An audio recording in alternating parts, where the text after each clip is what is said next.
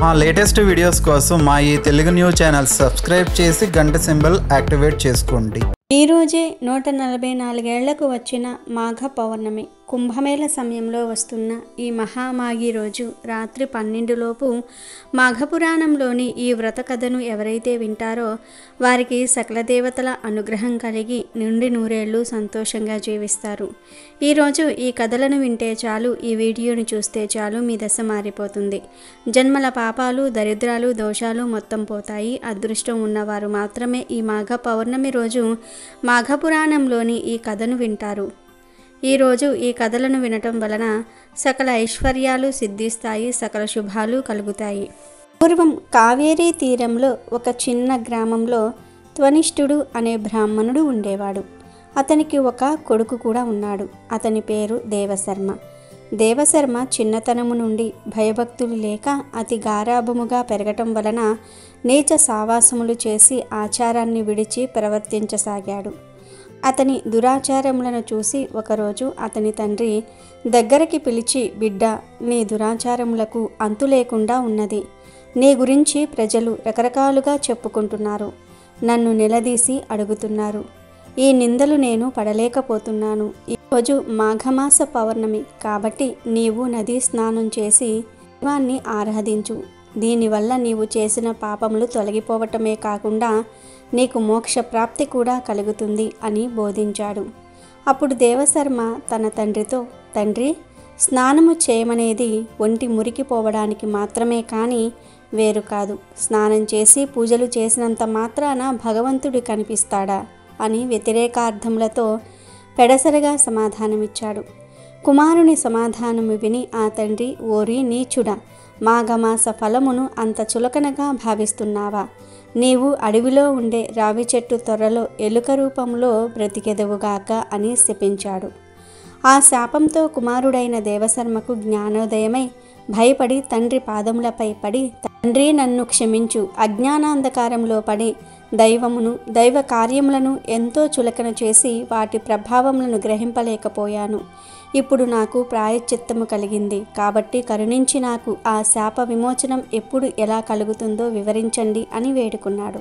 అప్పుడు దేవశర్మ, బిడ్డ, నా శాపమును అనుభవిస్తూ మూషికమవై సంచరిస్తున్న సమయంలో నువ్వు ఎప్పుడు మాఘ మహత్యమును వినగలవో అప్పుడు నీకు పూర్వ దేహస్థితి కలిగి ముక్తిని పొందగలవు అని శాప విమోచన మార్గాన్ని కుమారుడికి చెప్పి ఊరడించాడు.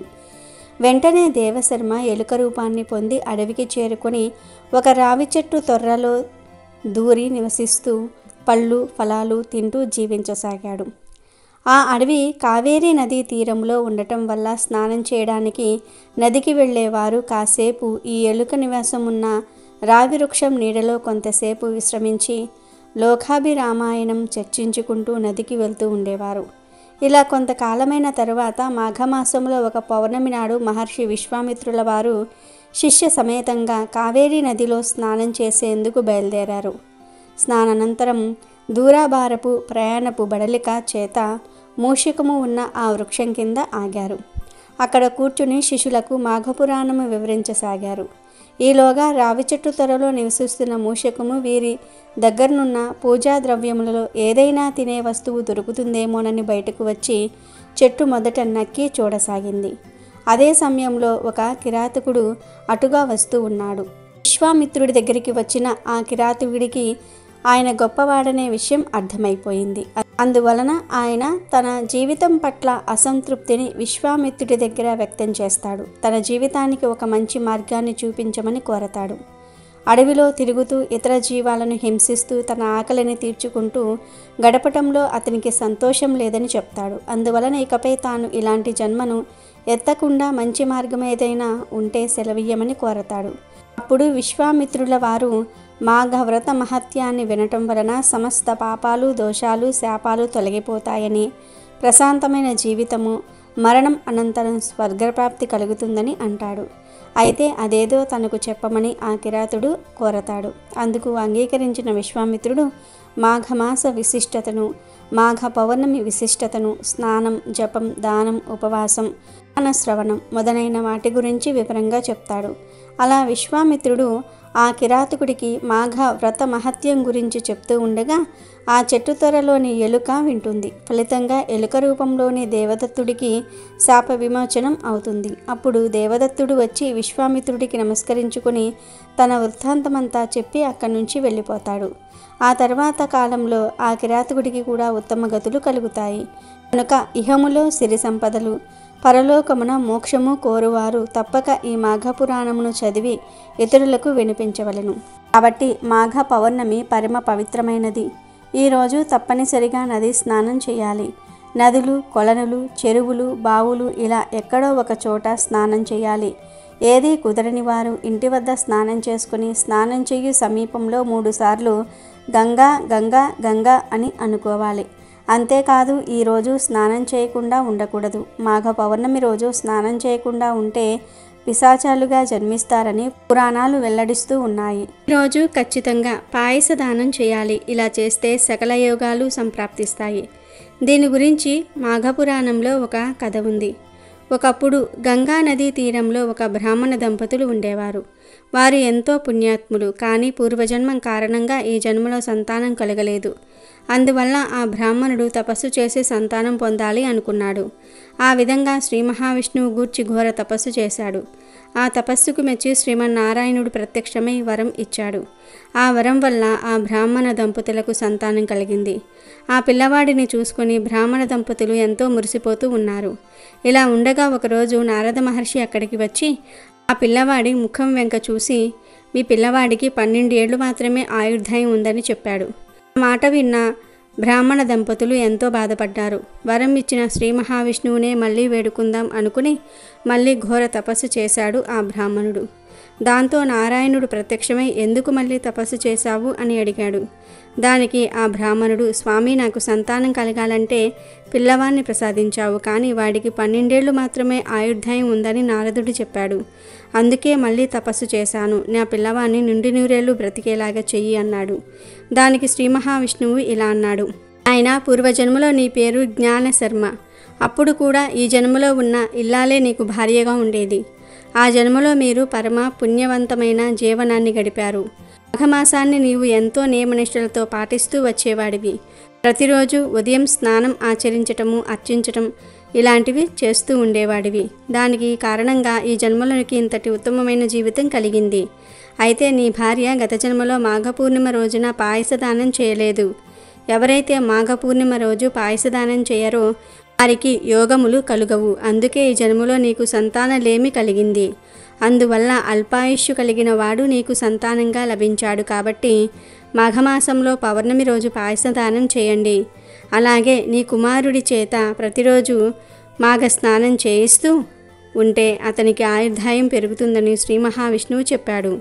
ఇక ఆ బ్రాహ్మణ దంపతులు ఆ ప్రకారంగా మాఘమాసం మొత్తం గంగానదిలో తాము స్నానం ఆచరించడమే కాక తమ పిల్లవాడి చేత కూడా స్నానాన్ని చేయించి మాఘ పూర్ణిమ రోజు పాయసం దానం చేశారు. ఆ కారణంగా ఆ పిల్లవాడు దీర్ఘాయుష్మంతుడు అయినాడు. కాబట్టి ఎవరైతే మాఘ పౌర్ణమి రోజు పాయసదానం చేస్తారో, మాఘమాస స్నానాన్ని ఆచరిస్తారో వారికి ఆయురారోగ్యాలు, ఐశ్వర్యాలు, జ్ఞానమోక్షం కలుగుతుంది. మాఘ స్నానం మాసం మొత్తం ఆచరించలేకపోయినా ఈ పౌర్ణమి రోజునైనా ఆచరించాలి. అలాగే ఈరోజు గాడిద చెప్పిన ఈ పవిత్ర కథను వింటే చాలు జ్ఞానం పెరుగుతుంది, కష్టాలు పోతాయి, సమస్యలు పోతాయి, సకల ఐశ్వర్యాలు సిద్ధిస్తాయి. ఒకసారి ఒక గాడిద మరణించింది. ఆ తరువాత ఆ గాడిద యమధర్మరాజును చేరుకుంది. అప్పుడు యమధర్మరాజు గాడిదతో, ఓ గాడిద, నువ్వు గాడిదలాగా పుట్టి కూడా ఎప్పుడూ ఎవరిని బాధ పెట్టలేదు. ఎంతో కష్టపడ్డావు. నీ యజమానికి విశ్వాసంగా ఉన్నావు. ఇంత విశ్వాసాన్ని మనుషులు కూడా చూపించలేరు. నువ్వు చేసిన పనులకు నేనెంతో సంతోషిస్తున్నాను. ఎవరైతే విశ్వాసంతో, నీతి నిజాయితీలతో ఉంటారో వారు నాకు చాలా ప్రియమైన వారు అవుతారు. నేను నీకు ఇంకొక అవకాశం ఇవ్వాలనుకుంటున్నాను. నేనిప్పుడు జన్మలలో సర్వశ్రేష్టమైన మనిషి జన్మను నీకు ప్రసాదిస్తున్నాను. వెళ్ళు, భూలోకానికి వెళ్ళి భూలోకంలో ఉన్న ఆనందాలను అనుభవించు అని యమధర్మరాజు అన్నాడు. ఆ మాటలు విన్న గాడిద ముఖంలో కొంచెం కూడా సంతోషం కనిపించలేదు. అప్పుడు యమధర్మరాజు, నేను నీకు మంచి శరీరాన్ని ఇస్తాను అంటుంటే నీ ముఖంలో ఏ సంతోషం కనిపించటం లేదు, ఎందుకు అని అడుగుతాడు. అప్పుడు ఆ గాడిద యమధర్మరాజుతో ఇలా అంటుంది, యమధర్మరాజా, నేను మనిషిగా పుట్టి ఏం చేయను? మనుషులు తమ కర్తవ్యాలను ఎప్పుడో మర్చిపోయారు. స్త్రీలు పురుషుల్లో విపరీతమైన నీచబుద్ధి పెరిగిపోయింది అని అంటుంది. అంతేకాదు, మనుషుల్ని చూస్తే నాకు అసహ్యం వేస్తుంది. నాకు అసలు మనిషిగా పుట్టాలని లేదు అని గాడిద అంటుంది. అప్పుడు యమధర్మరాజు, ఓ గాడిద, వేదాలలో చెప్పబడుతున్నటువంటి సర్వశ్రేష్టమైన మానవ జన్మ పొందటం కోసం స్వర్గలోకంలో ఉన్న దేవతలు కూడా ఎదురు చూస్తూ ఉంటారు. కానీ నువ్వేమో మానవ జన్మ వద్దంటున్నావు. నువ్వు ఏం చూశావు? ఏం చూసి మానవ జన్మ వద్దంటున్నావు? మానవ జన్మ గురించి అంతలా ఎందుకు భయపడిపోతూ ఉన్నావు అని అడుగుతాడు. అప్పుడు గాడిద, ఓ యమధర్మరాజా, నేను చెప్పే విషయాలను వింటే మీరు కూడా మనుషుల విషయంలో భయపడతారు, బాధపడతారు. భూలోకంలో మనుషులు మనుషుల్లాగా లేరు. భూలోకంలోని మానవులు మేము స్త్రీలమా పురుషులమా అని కూడా మర్చిపోతూ ఉన్నారు. మనుషులు వారి బాధ్యతలను ఎప్పుడో మర్చిపోయారు. ఆ మనుషులను చూస్తూ ఉంటే అన్నిటికంటే నీచమైన జన్మ మానవ జన్మ అనిపిస్తుంది. యమధర్మరాజా, మీరు కావాలంటే నన్ను వేరే ఏదో ఒక యోనిలోనికి పంపించండి, కానీ మనిషి యోనిలోనికి పంపకండి. లేదంటే మళ్ళీ నన్ను గాడిదలాగానే భూలోకానికి పంపండి. అంతేగాని మనిషి జన్మ నాకు వద్దు అని గాడిద అంటుంది. అప్పుడు యముడు, ఓ గాడిద, నువ్వు మనుషులు చేసే ఏ పనులు చూశావు? ఎందుకు నువ్వు మనిషిలాగా జన్మించడానికి ఇంతలా భయపడుతూ ఉన్నావు, బాధపడుతూ ఉన్నావు అని అడుగుతాడు. అప్పుడు ఆ గాడిద, యమధర్మరాజా, మీకు తెలుసుకోవాలని కోరికగా ఉంటే నేను చెప్తాను వినండి. నేను చూసిన 3 సంఘటనలను చెప్తాను వినండి. మొదటి సంఘటన ఏమిటి అంటే, ఒకసారి ఒక యువ పండితుడు కాశీలో విద్యను అభ్యసించడానికి వెళ్ళాడు. తను 12 సంవత్సరాల పాటు విద్యాభ్యాసం పూర్తి చేసి తిరిగి ఇంటికి వచ్చాడు. ఇంటికి వచ్చాక ఆ పండితుడు తన తండ్రితో ఇలా అన్నాడు, నాన్నగారు, నేను వేదాంగాలు నేర్చుకున్నాను, కాబట్టి మీరు నన్ను ఏదైనా ప్రశ్న అడగండి, నేను దానికి సమాధానం చెప్తాను అని అన్నాడు. ఇప్పుడు ఆ యువ పండితుడితో తండ్రి ఇలా అన్నాడు, నువ్వు అన్ని చదువుకొని వచ్చాను అంటున్నావు, కాబట్టి నేను నీకొక ప్రశ్న అడుగుతాను, దానికి సమాధానం చెప్పు అని పాపానికి తండ్రి ఎవరు అని అడిగాడు. అప్పుడు ఆ యువ పండితుడు ఆలోచనలో పడ్డాడు. పాపానికి తండ్రా? ఈ విషయాన్ని నేను ఏ పుస్తకంలోనూ చదవలేదు, అసలు ఈ విషయం ఏ పుస్తకంలోనూ లేదు అని ఆలోచనలో పడ్డాడు. ఎలా అయినా సరే ఈ విషయం తెలుసుకోవడానికి రాత్రంతా అనేక పుస్తకాలు చదివాడు. కానీ ఎన్ని పుస్తకాలు చదివినా సమాధానం దొరకలేదు. మరుసటి రోజు తండ్రి మళ్ళీ కొడుకును అడుగుతాడు, నీకు పాపానికి తండ్రి పేరే తెలియనప్పుడు నువ్వు అంత దూరం వెళ్ళి ఏం చదువుకొని వచ్చావు అన్నాడు.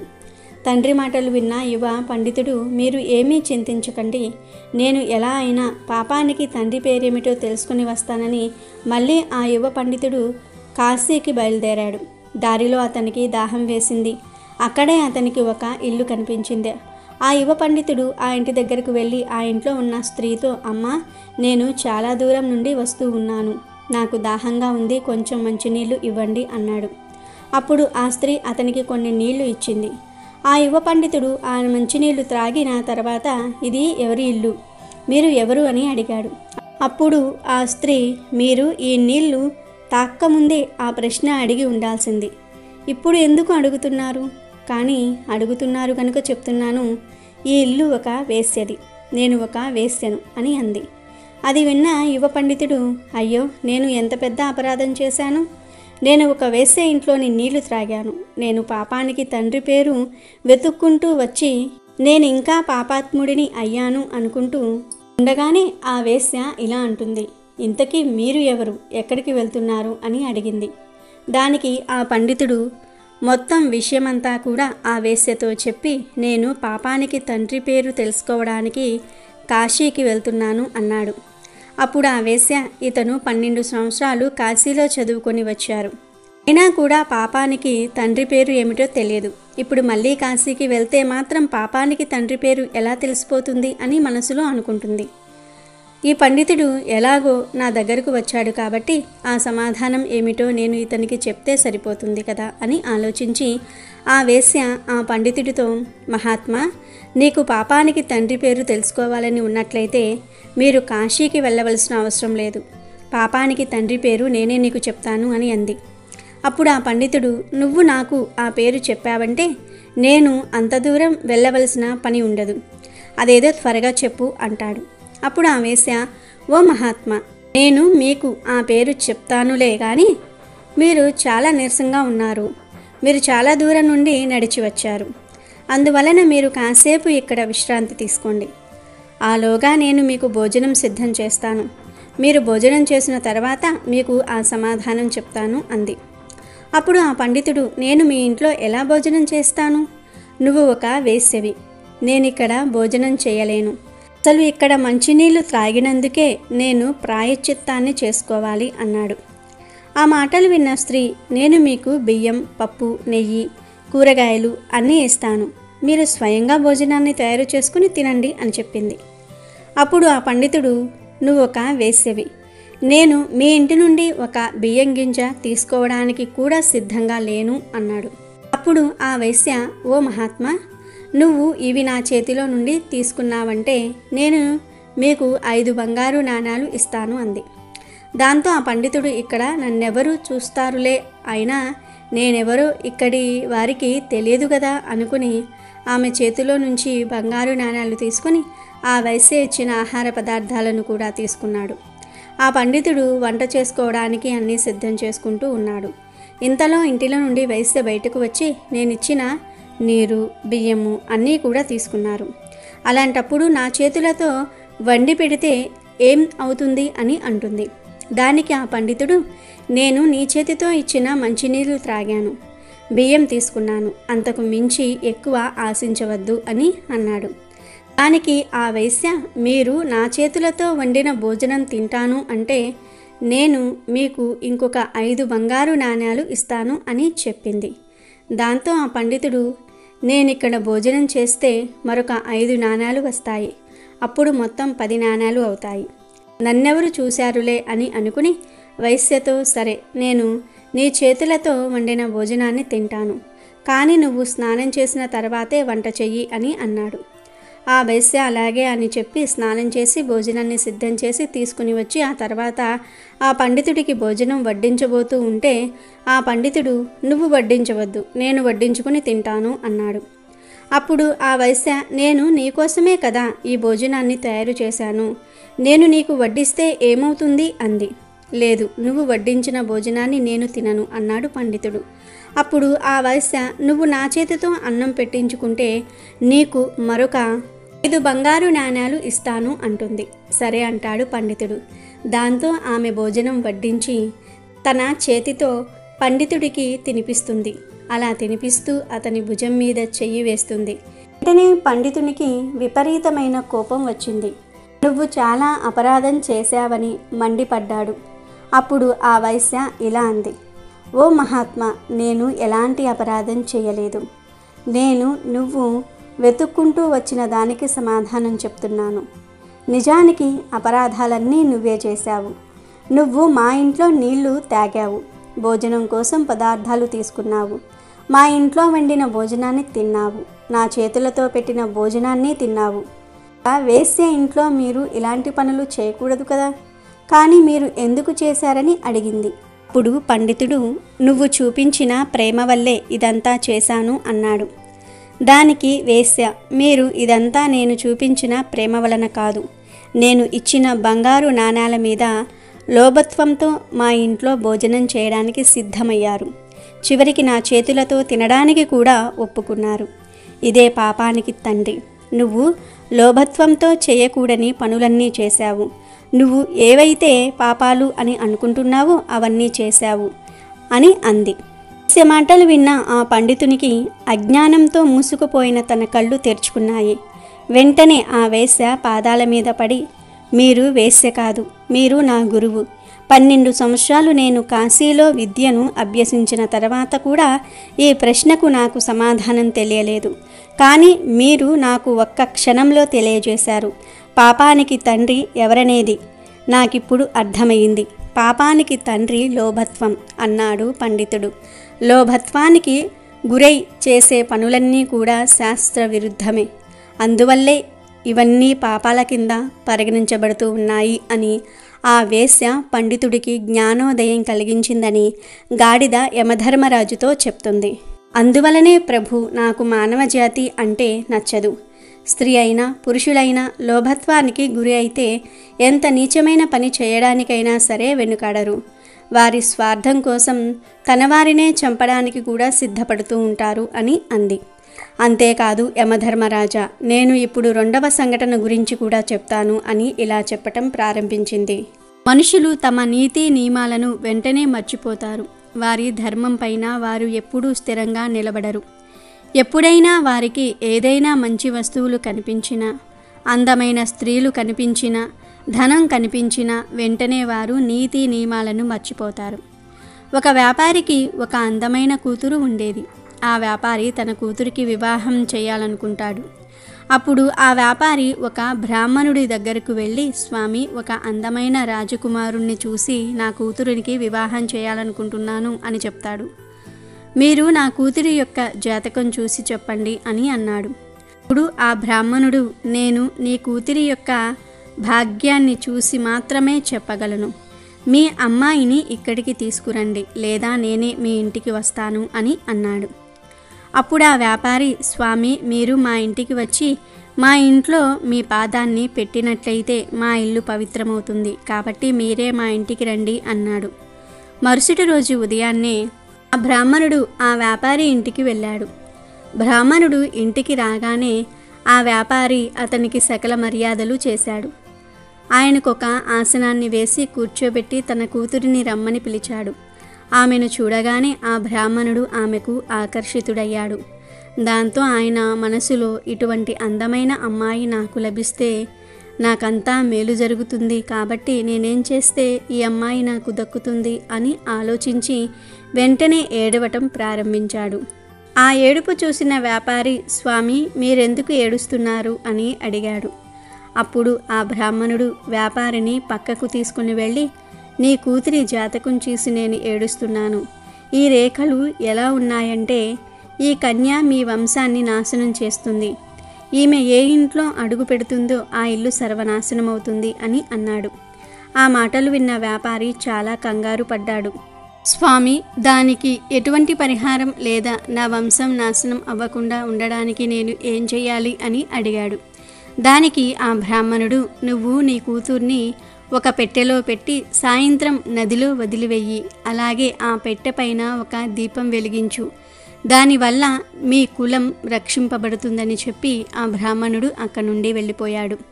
ఆ బ్రాహ్మణుడు ఎందుకలా చెప్పాడంటే, ఖచ్చితంగా ఆ వ్యాపారి తన కూతుర్ని నదిలో వదిలేస్తాడు.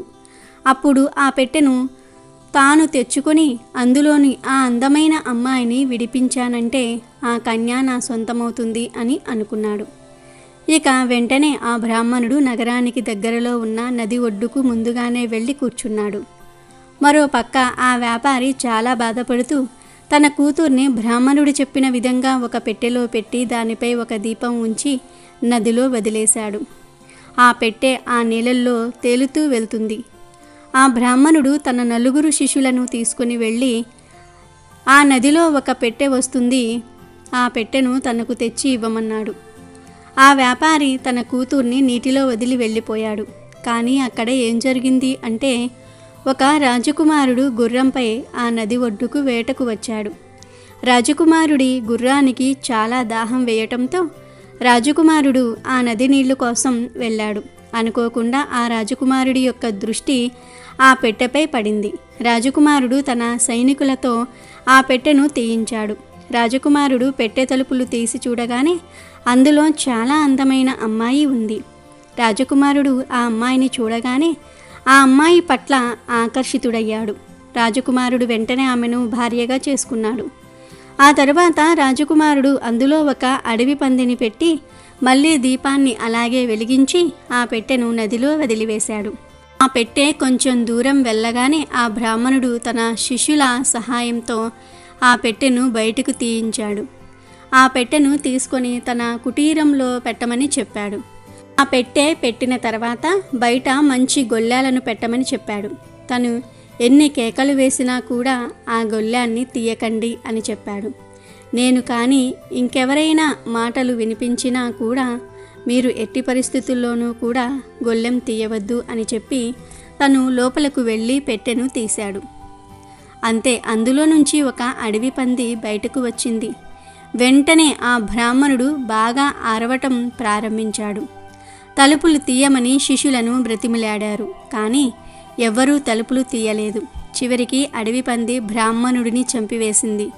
కాసేపటికి ఎటువంటి శబ్దాలు వినపడకపోవటంతో బయట ఉన్న శిష్యులు తలుపు తీసి చూసేసరికి గురువు చనిపోయి ఉన్నాడు. ఆ పంది కూడా అక్కడి నుండి పారిపోయింది. వేదాంగాలు అభ్యసించిన ఆ బ్రాహ్మణుడు తన నీతి నియమాలను మర్చిపోయి కామానికి లోనయ్యి చెడు చేయడానికి ప్రయత్నించాడు. నమ్మి వచ్చిన వాడినే మోసం చేయాలని చూశాడు. చివరికి తన మరణానికి తానే కారణం అయ్యాడు. అందుకే యమధర్మరాజా, ఇలాంటి నీచమానవ శరీరాన్ని ధరించడానికి నాకు అస్సలు ఇష్టం లేదు అని గాడిద చెప్పింది. అప్పుడు యమధర్మరాజు, నువ్వు చెప్పిందంతా సత్యమే.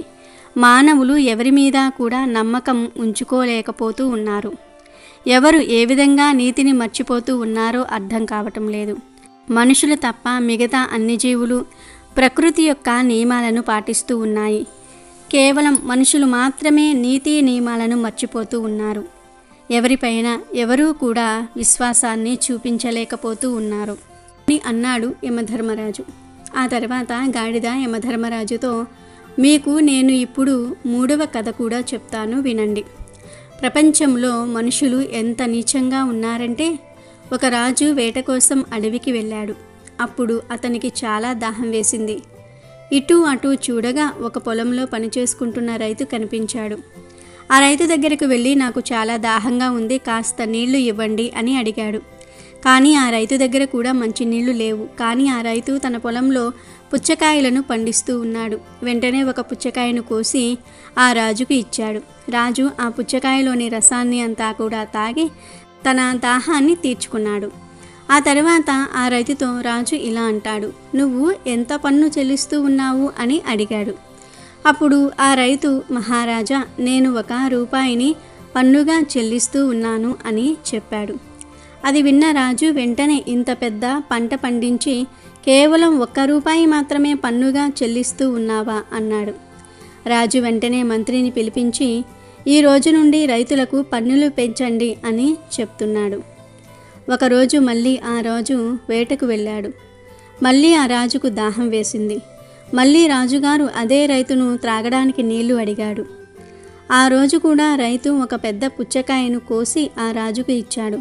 కానీ ఆ రోజు ఆ పుచ్చకాయ నుండి ఎక్కువ రసం రాలేదు. వెంటనే రాజుగారికి ఇంకొక పుచ్చకాయ ఇవ్వమని మంత్రి చెప్పాడు. ఆ పుచ్చకాయలో ఉన్న రసం కూడా తాగాడు. కానీ అందులో నుంచి కూడా ఎక్కువ రసం రాలేదు. ఇలా 4-5 పుచ్చకాయలలోని రసాన్ని తాగినా కూడా ఆ రాజు యొక్క దాహం తీరలేదు. అప్పుడు ఆ రాజు, ఇదేంటి, ఎన్ని పుచ్చకాయలు తిన్నా నా దాహం ఎందుకని తీరటం లేదు? కానీ ఆ రోజు ఒక్కటే పుచ్చకాయ నా దాహాన్ని తీర్చిందని మంత్రితో అన్నాడు.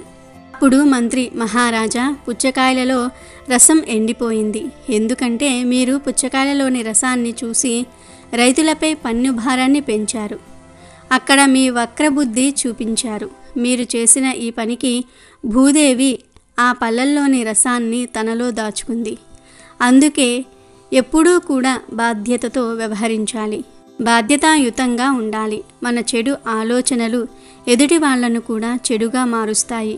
అదే ప్రకృతి నియమం అని మంత్రి రాజుతో తను చేసిన తప్పు గురించి తెలియజేశాడు. ఆ గాడిద చెప్పిందంతా కూడా విన్న యమధర్మరాజు, నువ్వు చెప్పిందంతా కూడా సత్యమే, నేను కూడా అంగీకరిస్తూ ఉన్నాను. కానీ అందరూ అలాంటి వారు అనుకోవటం కూడా సరైనది కాదు కదా. మంచి మనుషులు కూడా భూలోకంలో ఉన్నారు. నువ్వు చెడ్డవాళ్లను చూసి ఈ విధంగా మాట్లాడుతూ ఉన్నావు. ఎవరు ఏ విధంగా కర్మలు చేస్తారో దాని ఆధారంగానే వారికి ఫలితాలు కూడా లభిస్తాయి. కాబట్టి నేను నీ నిర్ణయాన్ని గౌరవిస్తూ నీకొక దివ్యమైన దేవతా రూపాన్ని ఇస్తున్నాను. నువ్వు కూడా దేవతలో ఒకరిగా ఉండు, ఆనందమైన జీవితాన్ని అనుభవించు అని చెప్పాడు. అప్పుడు ఆ గాడిద ఒక దివ్యమైన దేవత రూపం తీసుకుని స్వర్గలోకానికి వెళ్ళిపోయింది. అలాగే ఈరోజు మాఘపురాణంలోని ఈ కథలను వింటే చాలు జన్మల పాపాలు పోయి కోటి జన్మల పుణ్యం వస్తుంది. ధన సమస్యలు పోతాయి. మీ దశ మారిపోతుంది.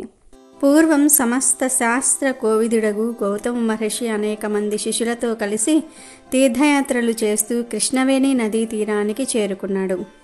అది మాఘమాసం కావటంతో గౌతముడు కృష్ణానదీ తీరంలో ఆశ్రమం ఏర్పరచుకొని ప్రతిరోజు కృష్ణానదిలో మాఘస్నానం చేస్తూ నది ఒడ్డునే లక్ష్మీనారాయణులను పూజిస్తూ మాఘ పురాణ ప్రవచనం చేస్తూ ఉండేవాడు.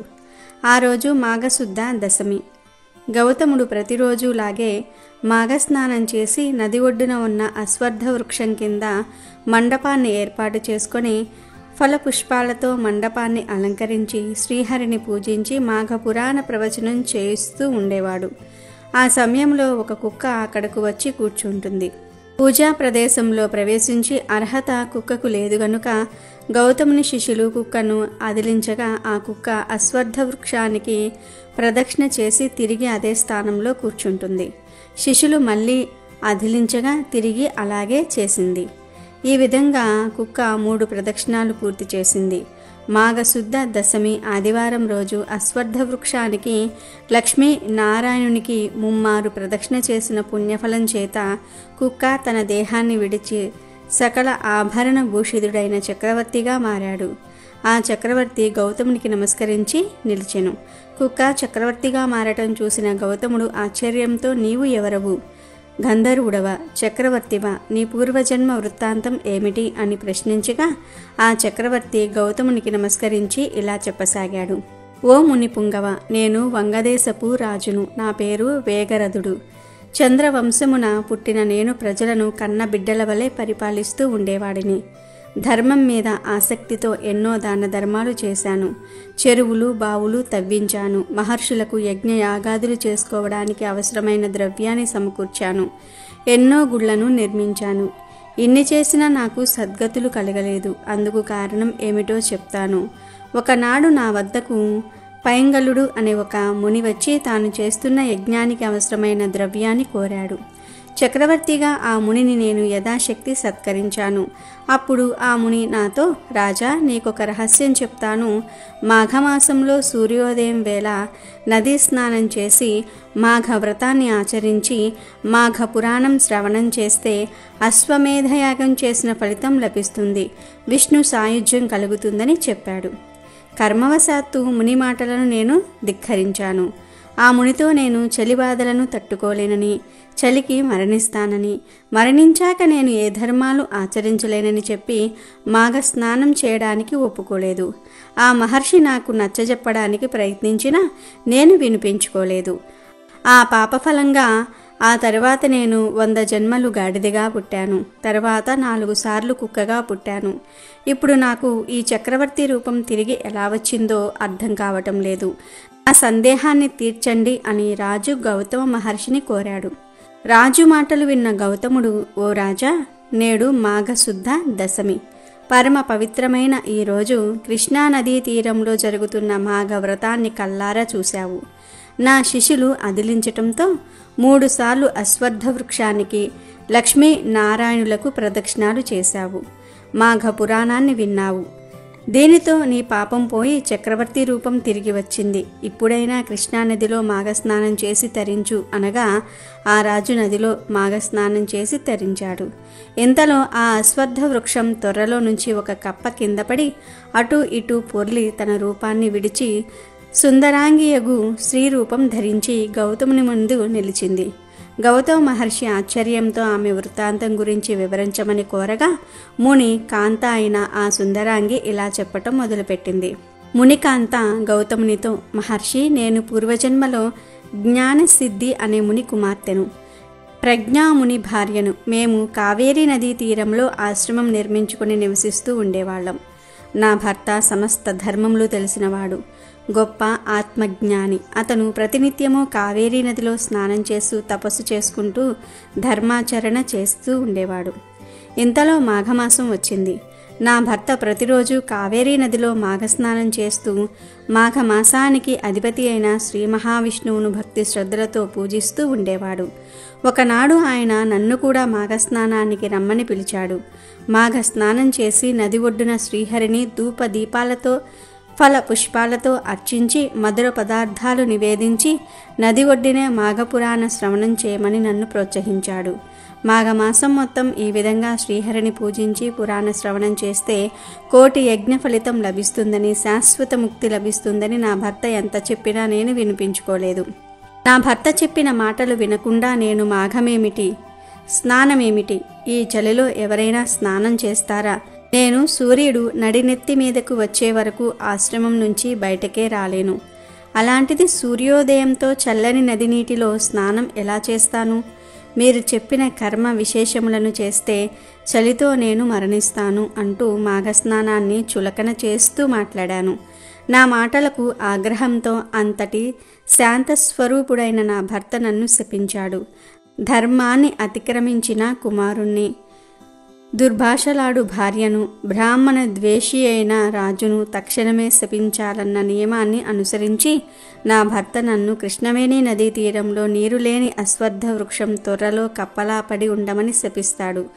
నీరు లేకుండా కప్ప జీవనం ఎంతో కష్టం కదా. నా పొరపాటుకు చింతించి నా భర్తను శాప విమోచనం చెప్పమని ప్రార్థించగా ఆయన ఎప్పుడైతే కృష్ణవేణి నదీ తీరంలో మాఘ శుద్ధ దశమి రోజు గౌతముని చేసే మాఘవ్రతాన్ని చూసి మాఘ పురాణం శ్రవణం చేయటం వలన నా కప్ప రూపం పోయి మామూలు రూపం వస్తుందని తెలిపినాడు. ఈరోజు మీరు చేసిన మాఘవ్రతాన్ని చూసిన పుణ్యానికి నా అసలు స్వరూపం వచ్చిందని గౌతమునికి చెప్తూ నమస్కరించింది మునిపత్ని. మునిపత్ని చెప్పిన మాటలు విన్న గౌతముడు చిరునవ్వు నవ్వుతూ, పతివ్రత అయిన స్త్రీ భర్త మాటలను అతిక్రమించరాదు. చలికి భయపడి మాఘస్నానం చేయకుండా నీ భర్త మాటలను అతిక్రమించి మహా అపరాధం చేశావు కాబట్టి నీవు కప్ప రూపంలో పడి ఉండాల్సి వచ్చింది.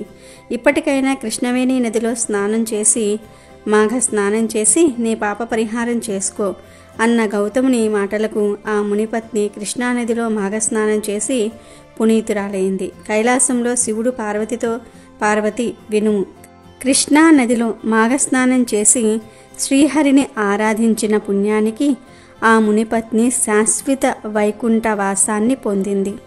మాఘ స్నానానికి ఉన్న విశిష్టతను పార్వతీదేవితో చెప్పాడు. దత్తాత్రేయుని కాలములో కార్తవీర్యార్జునుడు అనే క్షత్రియ వీరుడు మహిష్మతి అను నగరమును రాజధానిగా చేసుకొని పాలిస్తూ ఉండేవాడు.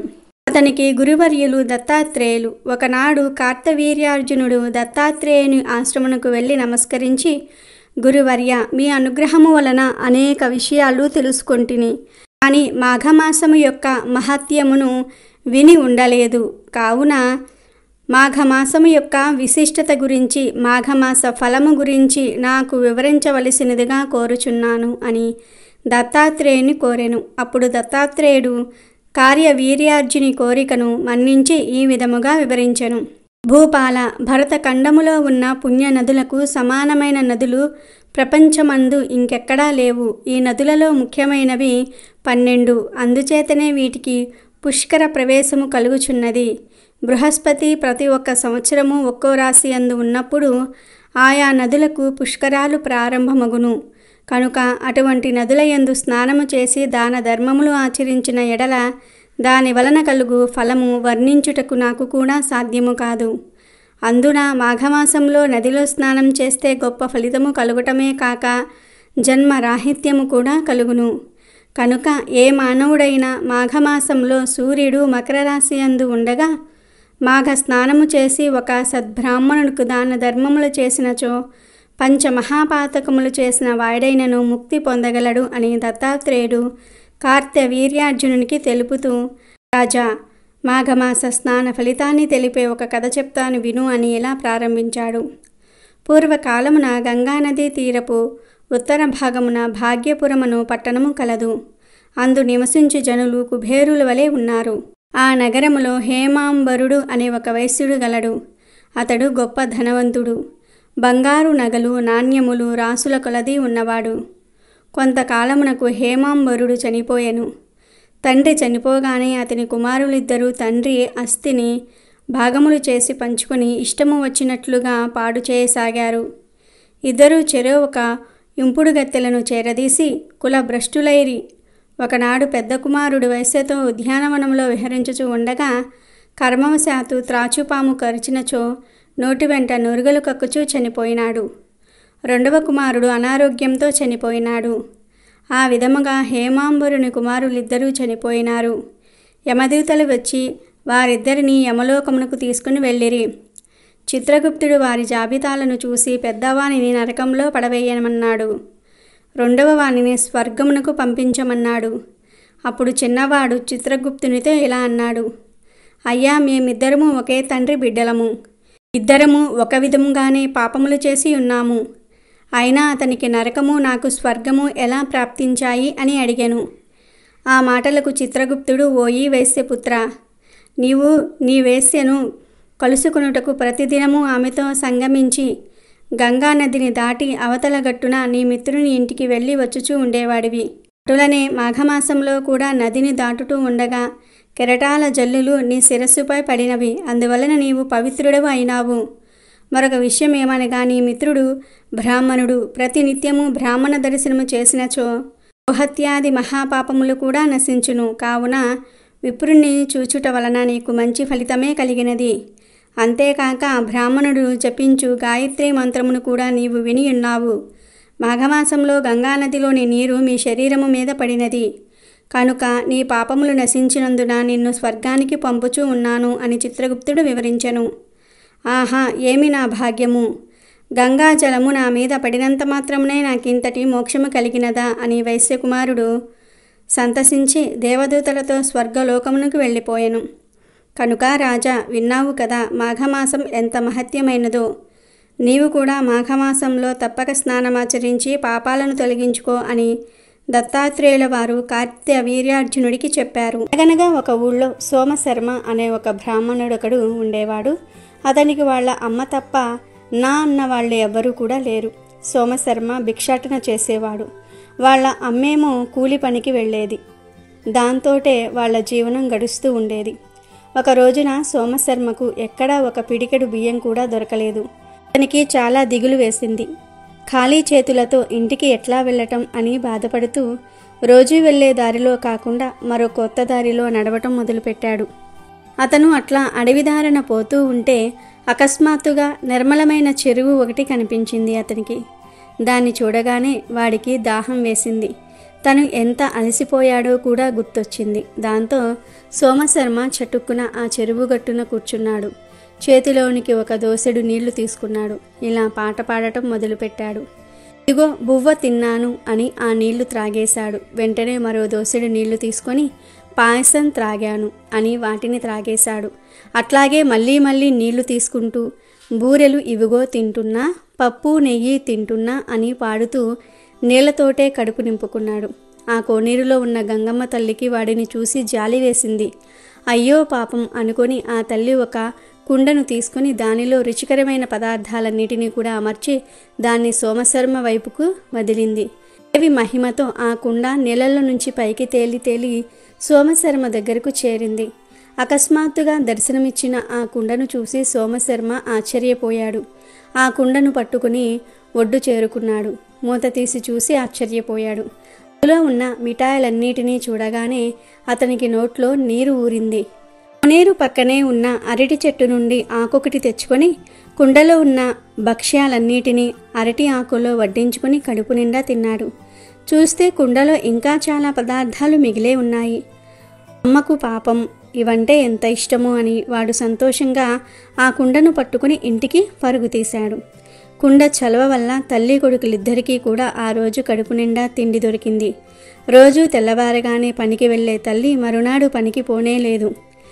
సోమశర్మను పిలిచి వాళ్ళమ్మ, ఒరే, మన కష్టాలు ఇక తీరినట్లే, నేను ఇక పనికి పోను, నువ్వు వేరే ఎక్కడా అడుక్కొనవసరం లేదు, రోజు కోనేరు దగ్గరకు వెళ్ళు నాయనా అని అన్నది. సోమశర్మకు కూడా ఆ సలహా నచ్చింది. సరేనని వాడు ఊరంతా తిరిగి అడుక్కోవటం మానేసి రోజు కులాసాగా నడుచుకుంటూ కోనేరు దగ్గరికి వెళ్ళి రావటం మొదలుపెట్టాడు. కోనేరు చేరుకోగానే అతను అంతకు ముందు అన్న మాటల్నే మంత్రంలాగా చదివేసి 10 దోసిళ్ల నీరు తాగేవాడు. గంగమ్మ తల్లి జాలిపడి ఒక కుండ నిండా తినే పదార్థాలను పంపించేది. ఇక తల్లి కొడుకులకు పని చేయవలసిన అవసరమే లేకుండా పోయింది. కుండలోని రుచికరమైన ఆహారం తిని తిని సోమశర్మకు బొజ్జ పెరగటం కూడా మొదలైంది. కొన్ని రోజులు ఇలా గడిచాక గంగమ్మ తల్లికి అర్థమైంది తన దయ కారణంగా తల్లి కొడుకులిద్దరూ కూడా సోంబేరులవుతూ ఉన్నారు అని. ఇట్లా అయితే ఎలాగా, గుణపాఠం నేర్పించాల్సిందే అనుకున్నది ఆ తల్లి. మరునాడే గంగమ్మ కుండ నిండా రకరకాల దెబ్బల్ని నింపి పెట్టింది. ముష్టి ఘాతాలు, లెంపకాయలు, గుద్దులు, తొడపాశాలు ఇలాంటివన్నమాట. రోజులాగానే ఆ కుండ తేలుకుంటూ సోమశర్మ దగ్గరకు వచ్చింది. వాడు గబగబా దాన్ని అందుకొని ఒడ్డెక్కి సిద్ధంగా ఉంచుకున్న అరటి ఆకును తన ముందు పరుచుకొని కుండకు ఉన్న మూతను తీశాడు. వెంటనే వాడిపైన దెబ్బల వర్షం కురిసింది. ఓలమ్మో, ఓరి నాయనో అని కేకలు పెట్టుకుంటూ కోనేరు చుట్టూ పరుగులు పెట్టాడు సోమశర్మ. అయితే దెబ్బలు వాడిని వదిలితేగా, వాడు ఎటు వెళితే అటు వెంబడించాయి అవి. చివరికి వాడి మెదడు పనిచేయటం మొదలుపెట్టింది. పరుగు పరుగున కుండ దగ్గరకు చేరుకుని వాడు దాని మూత మూసేయగానే ఒక్క క్షణంలో దెబ్బలన్నీ కూడా మాయమైపోయాయి. సోమశర్మ నిశ్శబ్దంగా అక్కడే కూర్చుని ఆలోచించాడు. ఇట్లా ఎందుకు జరిగింది అని. తను చేసిన తప్పేంటో అర్థమైంది వాడికి. వాడి లేచి గంగమ్మ తల్లికి నమస్కరించుకొని, ఇక మీద నేను నీ దగ్గరికి రాను తల్లి, బుద్ధి వచ్చింది, ఏదో ఒక పని చేసుకుని బ్రతుకుతాను అని కుండను పట్టుకొని ఇల్లు చేరుకున్నాడు. ఆ సరికి ఖాళీగా ఊరంతా తిరిగి వచ్చింది వాళ్ళమ్మ. సోమశర్మ కుండను అక్కడ పెట్టి కాళ్ళు కడుక్కొని వచ్చేసరికి ఆమె దాన్ని మూత తీసి ఈరోజు ఏమున్నాయి అని చూడనే చూసింది. ఇంకేముంది, ఆమె మీద కూడా దెబ్బల వర్షం మొదలు. ఎవరో కొట్టినట్లు, గుద్దినట్లు, గిచ్చినట్లు, రక్కినట్లు ఆమె కేకలు వేసుకుంటూ ఇల్లంతా గుండ్రంగా పరిగెత్తింది. ఆమె కేకలు విని సోమశర్మ లోపలికి పరిగెత్తుకుంటూ వచ్చి కుండ మీద మూత పెట్టేసరికి ఆమె ఒళ్ళు హూనం అవ్వనే అయ్యింది. అబ్బా, అయ్యో, అమ్మ అనుకుంటూ ముసలమ్మ అక్కడే చతికిల పడింది. కుండకేసి భయం భయంగా చూస్తూ, ఇక మీద మనం ఏదో ఒక పని చేసుకుని మర్యాదగా బ్రతుకుదామమ్మా. ఈ అడుక్కు తినేది వద్దు. ఈ కుండను ఎక్కడైనా ఎవరికీ అందని చోట పెట్టిరా అన్నాడు సోమశర్మ ఆమెతో. ఆమె భయం భయంగానే ఆ కుండను పట్టుకుని వెళ్ళి పెరట్లో ఉన్న దిబ్బలో దాన్ని పడేసి చేతులు దులుపుకున్నది. సరేలేరా, మన రాత అంతే అంటూ తర్వాత ఆ రోజు రాత్రి దివానంలో దొంగలు పడ్డారు. రాజుగారికి పన్ను చెల్లించేందుకు గాను గ్రామ పెద్ద సేకరించిన డబ్బంతా దొంగల పాలయ్యింది. ఆ నలుగురు దొంగలు ఒక పెద్ద పెట్టె నిండా బంగారు నగలు, ఆభరణాలు అన్నీ మోసుకొచ్చుకొని సోమశర్మ ఇంటి పెరటును చేరుకున్నారు. వీటిని వంతులు వేసుకుందాంరా అన్నాడు వాళ్ళల్లో ఒకడు. అందరూ సరేనని అటూ ఇటూ చూస్తే మొత్తం నిశ్శబ్దంగా ఉంది. సరే, ఇక్కడే కూర్చుందాం, ఏమవుతుంది అని వాళ్ళు పెట్టెను అక్కడే దించి బట్టపరుచుకొని కూర్చున్నారు. అప్పుడే దిబ్బలో ఉన్న కొత్త కుండ వాళ్ళ కంట పడింది. ఒరే, ఈ కుండ బాగుంది, ఇందులో ఏముందో చూద్దాం అని వాళ్ళు దాన్ని మూత తెరిచేసరికి ఏముంది, గుద్దుల వర్షం మొదలయ్యింది. దొంగలు నలుగురు ఆలో లక్షణ అంటూ కాళ్లకు బుద్ధి చెప్పారు. కొద్దిసేపటికి లేచి వచ్చిన సోమశర్మ వాళ్ళ అమ్మ తమ దిబ్బ మీద పెట్టి ఉన్న పెట్టెను చూసి నిర్ఘాంతపోయారు. దాని మూత తీసి చూశాక తల్లి కొడుకులిద్దరికీ నోటమాట రాలేదు. వాళ్ళిద్దరూ కలిసి పెట్టెను ఇంట్లోకి మోసుకు వెళ్లారు. అయితే వాళ్ళిద్దరికీ ఆ సరికే జ్ఞానోదయం అయింది కదా, అందుకని వాళ్ళు ఆ నగల పెట్టెను సొంతం చేసుకునే సాహసం చేయలేదు. తెల్లవారగానే ఆ నగల పెట్టెను గ్రామ పెద్దకు అప్పగించారు. దొంగలు ఉమ్మడి ఆస్తిని ఎత్తుకెళ్లారే, ఎలాగా అని తలపట్టుకొని కూర్చున్న గ్రామ పెద్దకు సోమశర్మ దేవుడి వల్లే కనిపించాడు. ఆయన వాడిని పొగిడి వాడి నిజాయితీని మెచ్చుకుని వాడికి ఓ చిన్నపాటి సన్మానం చేయటమే కాక గ్రామ పంచాయతీలో ఒక ఉద్యోగం కూడా ఇచ్చాడు. దాంతో తల్లి కొడుకుల పేదరికము పోయింది. వాళ్లకు మంచి రోజులు వచ్చాయి. మాఘ పురాణం ప్రకారం వశిష్ఠ మహర్షి దిలీప మహారాజుకు ఇలా చెప్పసాగాడు. పూర్వం ఒకసారి వింధ్య హిమాలయ పర్వతాల మధ్యనున్న ప్రాంతమున కాటకం కలిగెను, అంటే కరువు వచ్చింది. ఆ కరువు అన్ని వర్ణముల వారిని పీడించినది. ప్రజలకు తిండి లేదు, త్రాగుటకు నీరు లేదు అంటూ వ్యాధులు ప్రబలి జనులు, పశువులు చాలా నష్టపోయినవి. అందువలన యజ్ఞ యాగాది కార్యక్రమములు కానీ దైవార్చనలు కానీ చేయలేకపోయారు. వనముల యందు తపస్సు చేసుకుని మునీశ్వరులు సహితం ఆ కరువుకు తలవంచి ఆశ్రమములు వదిలి వలస పోవుతూ ఉన్నారు. అప్పుడు భృగు మహర్షి ఆ కరువు ప్రాంతంలోనే నివసిస్తూ ఉండేవారు. రేవా నది తీరమునందున్న ఫల వృక్షములు, పంట భూములు నీరు లేక బీడు పడిపోయినవి. త్రాగడానికి నీరు కూడా లభించుటలేదు. మహా తపస్వియగు భృగు మహర్షి కూడా ఆ కాటకమును తట్టుకోలేకపోయాడు. ఎన్నో సంవత్సరాల నుండి ఆ ప్రాంతమందు ఉండటం వలన అచ్చటి నుండి కదులుటకు ఇష్టం లేకపోయినప్పటికీ కూడా గతి లేక హిమాలయ ప్రాంతాలకు వలసపోయాడు. హిమాలయ పర్వతాలకు పడమటి దిక్కున ఒక కొండ చర్య ఉన్నది. ఆ కొండ చర్య అచ్చటనున్న కైలాస పర్వతమునకు చాలా దగ్గరగా ఉన్నది. అది తెల్లగా కూడా ఉన్నది. ఆ కొండ చర్య యందు ఇంద్ర నీలములు ఉండుట వలన దగదగా మెరుస్తూ ఉన్నది. మహర్షులు, సిద్ధులు, జ్ఞానులు ఆ కొండ వద్దకు వచ్చి శ్రీమన్నారాయణ్ణి భక్తిభావంతో ప్రార్థిస్తూ ఉండేవారు. అంతేకాక ఆ పర్వతము యొద్దకు యక్షులు, గంధర్వులు వచ్చి విహరిస్తూ ఉండేవారు అని వశిష్ఠుల వారు దిలీప మహారాజుకు వివరిస్తూ ఉన్నారు.